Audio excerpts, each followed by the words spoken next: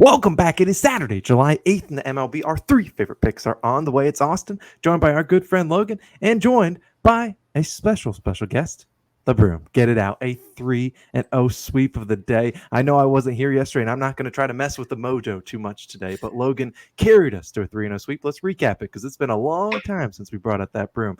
Brewers money line was pretty sweat free until the top of the ninth when they had to get bases loaded. Of course, you had to sweat a little bit, Logan. Now, Matt Olson, we had to sweat a little bit there as they took his first hit away and made him rely on getting another hit, but he clutched up in the Phillies, Marlins. No one first inning smacks as well. We love to see that. Hopefully, you guys tailed. And if you are new, do us a favor, go down below, hit that subscribe button, drop a like too for the 3-0 sweep. Let's try to do it again. We only got 2 more days until the All-Star break. But not only that, if that wasn't good enough, Logan, the parlay of the day cashes again. 3 in a row hit parlays. We don't have one on the weekends. We do it every Monday, Wednesday, Friday. So we'll have another one on Monday. Try to carry that streak. And well, actually, we won't have one on Monday since the All-Star break is starting. So either way, it's still going to be a great day. We got 3 picks coming your way. Logan, I'm going to get out of the way. You got your first pick. What's it going to be?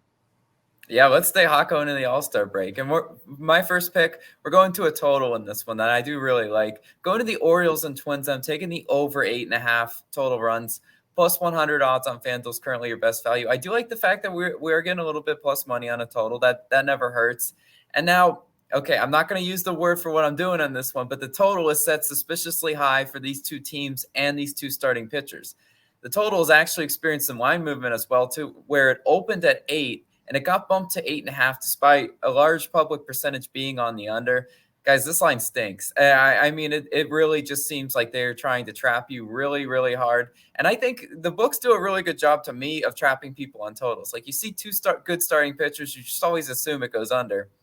That's, that's a dangerous line of thinking, especially in baseball. Now, who's starting for the Twins today? It's Sonny Gray. He's starting for the Twins, 2.5 ERA and a 1.26 whip on the year for Sonny Gray. I mean, those numbers are good. His expected ERA is a 3.77. I'd be shocked if Sonny Gray finishes the year with an under 3 ERA.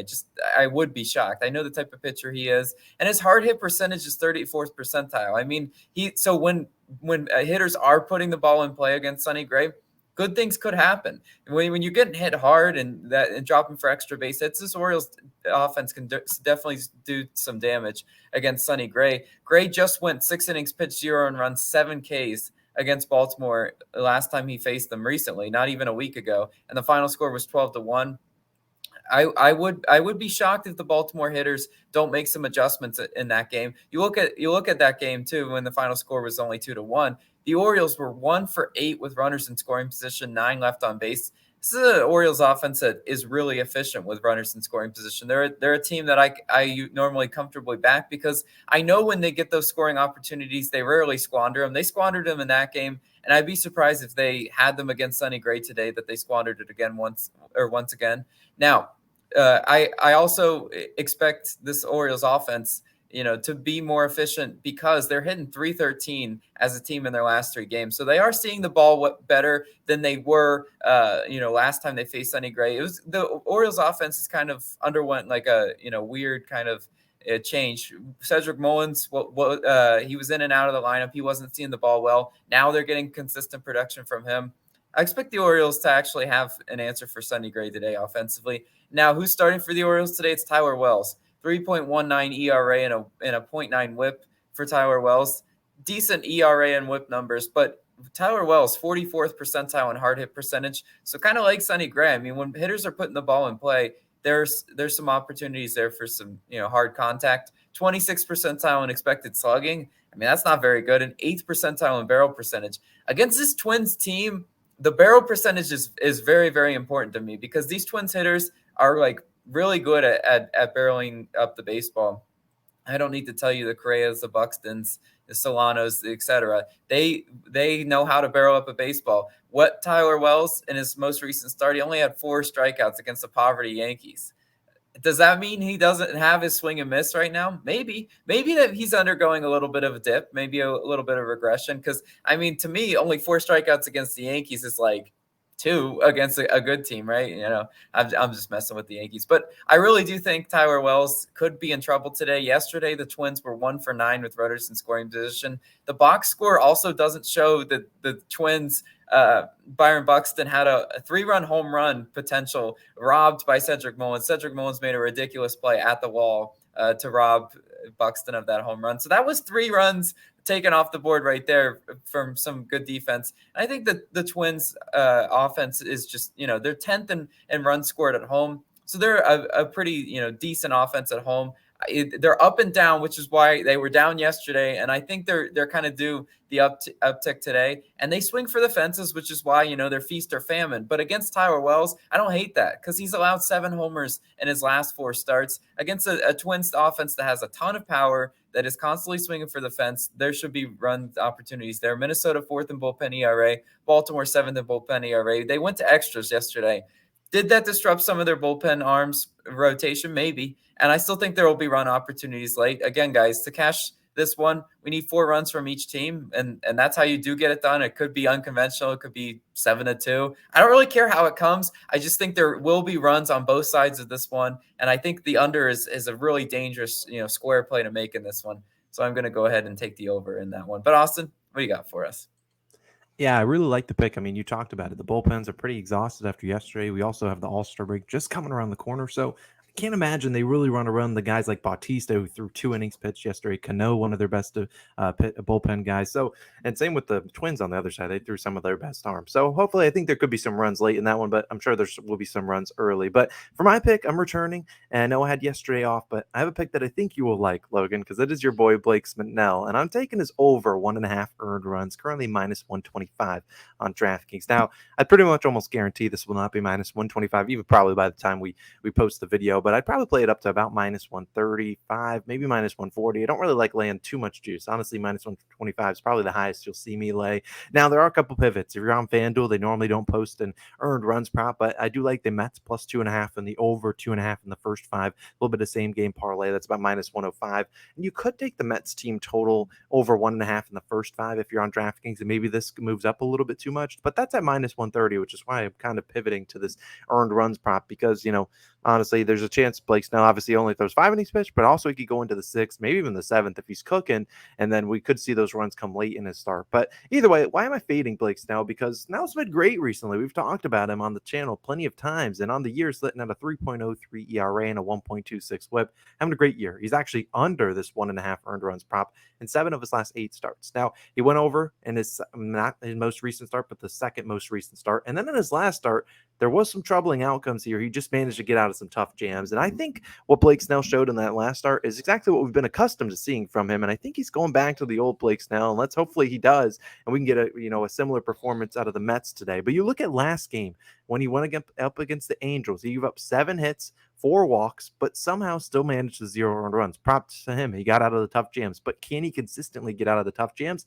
I don't necessarily know. This is a Mets offense that has been swinging the bat pretty good against just in general recently. But look at the jams he got out of versus the Angels in his last start. He had a leadoff double in the first inning, no outs. A guy on second got out of that. First and third, no outs. Got out of that. First and second, 2 outs. Got out of that. First and second, no outs. Got out of that with no runs. And then bases loaded with 1 out. He got out of that jam too. So sure, Snell can strike out guys, but when he's not getting those strikeouts, the swings and misses, he's normally not throwing a lot of strikes, and this is an Angels team that helped him out, gave him some double plays and got him out of some tough jams, but there were plenty of opportunities there where they could have scored, and this is a Mets team that has seen Snell a ton. Now, earlier this year, they saw him, and they did pretty well against him. He went only 5 innings pitched, allowed 6 hits, 3 earned runs, 4 unearned runs, and 5 walks. You also saw last year in the wild card series, he started Blake Snell against the Mets. He went only 3 1/3, walked 6 guys, gave up 2 earned runs, and this is a Mets offense that has a ton of plate appearances against them. They have 117 career at-bats. 22 walks are involved in there. They got 30 hits. They got a 374 on base percentage versus Snell. So I'm confident that this is the Mets team that if they are plate disciplined today, which is always a question mark with the Mets, they will have their run opportunities here. And all it could take is just Snell walking the guy, and maybe Pete Alonso swings through the fences, hits a home run. That's 2 runs. I think you're never really safe if you're taking the under here, because you can go into the 6th inning, walk 2 guys, and then a bullpen guy comes in, gives up a hit. Boom, that's two runs there. So I think at the end of the day, this is a Mets team. While I know they can't be trusted a whole lot, they do have great experience against Snell, and I think that's going to show today. You see Alonso, Marte, Lindor, all have a home run versus Snell. You also look at Brandon Nimmo, probably batting leadoff. He's 8 for 15 lifetime versus Snell. So if you can get on base, give us a chance early in this one. It's the Mets offense that I wouldn't have trusted, a couple weeks ago, but over the last week, they've been quietly pretty good, scoring 4, 4, 8, 8, 2, 9, and 7 runs in their last, 7 or so games. So they've really been doing pretty well. Hopefully they can continue that today. I know a lot of people aren't going to want to fade Blake Snell. And even if Blake Snell pitches a really good game, he can go 7 innings pitched all I care. You still can give up 2 earned runs somewhere along that way. All it takes is one swing of the bat, a guy on second, first, or whatever, and we'll get 2 earned runs here. So I think it's a good one. I really like it. Blake Snell over 1.5 earned runs. I think it's a good player prop. We're going to start with it. Hopefully you like that one, Logan. I figured you'd like it as we go into the All-Star break. Just one more day left. But Logan, I believe you know what time it is. You brought it back, and it's coming back today, baby. Nerfy Nation is out and ready to go. The music is rocking and rolling, and today we got a plus money Nerfy. You hear that? Hey, plus money Nerfy. Now, yesterday, unfortunately, Sandy Alcantara cannot pitch every single day, although we wish he could. But today's going to be a good one, and let's talk about this one real quick, because we are going to go to the Athletics and Red Sox. Nowhere in first inning, currently plus 110 on Bet365. This is a one if you wanted to bet a tie. I wouldn't hate it, because you're probably only getting minus 110 or so. So not terrible value there. But hey, if you can get the plus 110, go for it. But let's talk about James Paxton, who's going to start off this game for the Red Sox. He's 7-2 no in first innings left. He's been pretty good. It's an A's offense. You never really know what you're getting from them, but they are 17th in first inning runs. It feels like when the A's score, they score a lot of runs in the first inning, or they just don't score at all. We know, this A's offense is all over the place some days. You never know who they're starting really at leadoff. But either way, James Paxton's been pretty solid. I think he can certainly get us at least 3 outs and get us out at the top of the first. But who's on the other side for us, Logan? Who's going to take us home? Yeah, it's going to be Paul Blackburn. He's starting for the A's today. Blackburn 6-1 on no-run first innings this year. So that's actually a really good record for an A's pitcher. I know A's pitchers can be hard to trust, but Blackburn is like the one guy that we see on the mound and we're like, okay, we could trust him. 6-1. The Red Sox 21st in first inning runs. As even high-powered as this Red Sox offense is, they normally keep the runs out of the first inning. You look at yesterday. They had 10 total runs scored in that game. None were scored in the first inning. The Red Sox, they just sometimes take a few plate appearances to heat up. So I don't mind this one as a nerfy as well. We're getting plus value. The over-under set to 9.5. That's why we're getting plus value on this one. Look, if we know how baseball works, if they can just keep the runs out of the first inning and get us those 6 outs, that's certainly possible. For the odds that we're getting on it, we're not taking a minus 150. I'm sorry, everyone. That Sandy Nerfy ended up at that minus 140, minus 150 range. We knew it would. But this one is probably going to hover around a good value Nerfy. And Nerfy Nation, can we make it 2 in a row? It's so fun doing these again. I hopefully you can fly the flags again. Yeah, we need to wave the flags one more time before the All-Star break. We'll probably have one tomorrow. Hopefully, Nerfy Nation get a plus 110 winner. But those are our 3 favorite plays of the day. You see them scrolling at the bottom of the screen. Athletics, Red Sox, Nerfy. We got Blake Snell over 1.5 earned runs, and with the Orioles Twins over 8.5. Logan, hopefully I didn't mess with the mojo. Hopefully we can have a back-to-back sweep of a day, and we'll be back again tomorrow for some more picks. Logan Austin signing out. We'll see you guys back again tomorrow. Peace.